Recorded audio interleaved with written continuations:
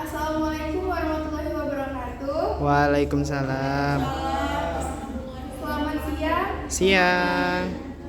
Kami dari kelompok 6 akan mempresentasikan hasil diskusi kami, yaitu CJR Critical Journal Review mengenai analisis data dan interpretasi data.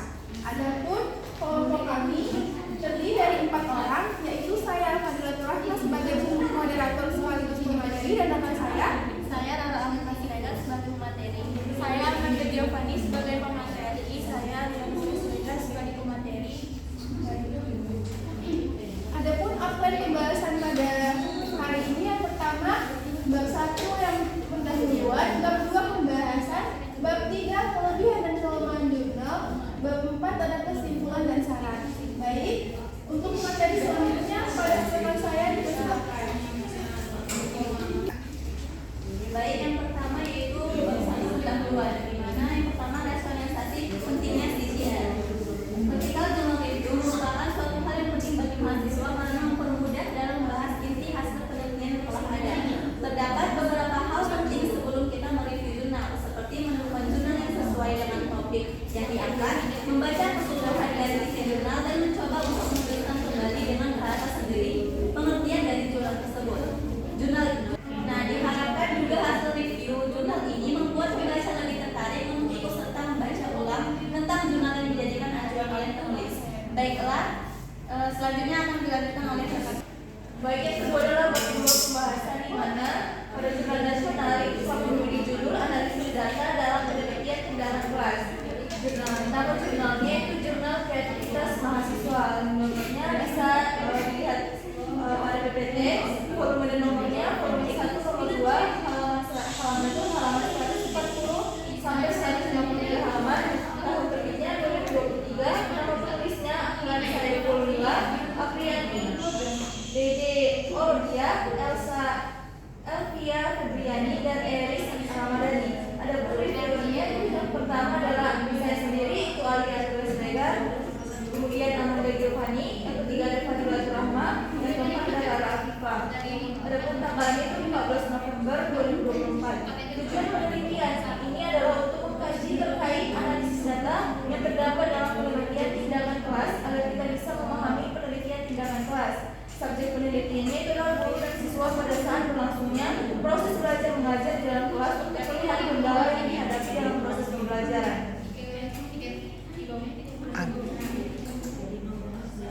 Adapun analisis datanya, dalam penelitian ini peneliti mengumpulkan data dengan cara melalui observasi, wawancara, dan dokumentasi untuk menganalisis kendala pembelajaran di dalam kelas. Adapun metode penelitiannya, pada penelitian ini menggunakan metode studi pustaka, yaitu pengumpulan data dari berbagai literatur atau. Adapun angka penelitiannya, penelitian ini mengidentifikasi masalah pembelajaran yang ingin diatasi dan merumuskan tujuan penelitian. Setelah itu, peneliti melihat tindakan strategi pembelajaran dan konfigurasi alur sebab akibat dan evaluasi. Baik, materi selanjutnya akan dibawakan saya. Baik, saya akan membawakan materi selanjutnya mengenai jurnal internasional, di mana kami mengambil jurnal dengan judul An Overview of the Fundamental of Data Management and Interpretation in Quantitative Research, di mana nama jurnalnya itu In Oncology Nursing. Link downloadnya bisa dilihat dari PPT.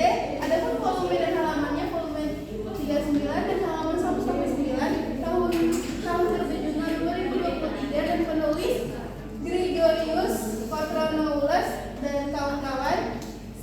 Adapun review jurnalnya yaitu kami kelompok 4, dan tanggal reviewnya adapun tanggal reviewnya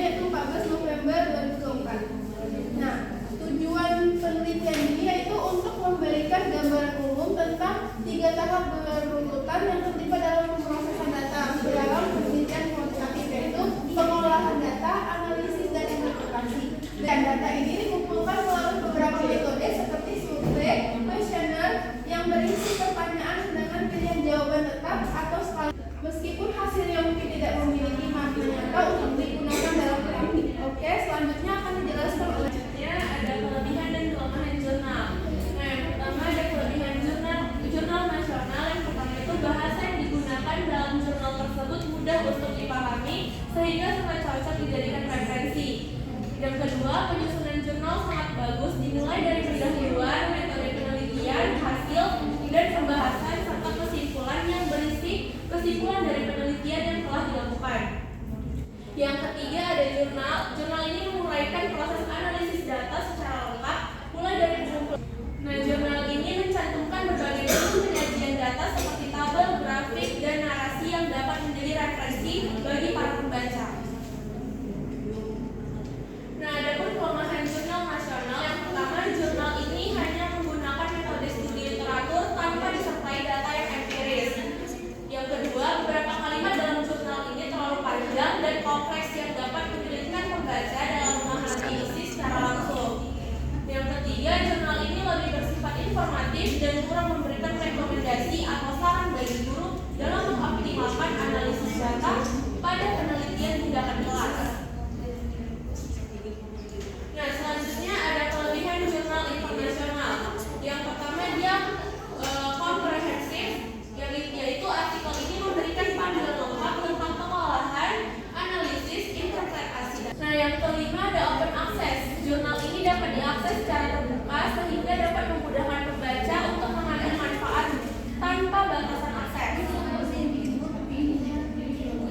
Adapun kelemahan jurnal internasionalnya, yang pertama itu minimnya pembahasan tentang data kualitatif. Nah, jurnal ini fokus pada penelitian kuantitatif dan kurang membahas pentingnya data kualitatif dalam menambah pemahaman konteks klinis dan interpretasi hasil yang sangat penting dalam penelitian keperawatan dan pemahaman perilaku pasien, dan menggunakan kalimat yang panjang serta cukup kompleks sehingga menyulitkan pemahaman. Adapun kesimpulan yang diperoleh yaitu ada jurnal nasional yang kami review ini lebih menekankan pada teori daripada aplikasi praktis yang dapat membuatnya menjadi kurang relevan bagi praktisi yang ada di lapangan. Nah, jurnal ini membahas isu-isu terkini dan relevan dalam bidangnya, memberikan wawasan yang berguna bagi peneliti dan praktisi. Pada jurnal internasional yang kami review, didapatkan hasil jurnal ini memberikan gambaran menyeluruh mengenai pengolahan analisis dan interpretasi data kuantitatif yang sangat berguna bagi peneliti dan praktisi.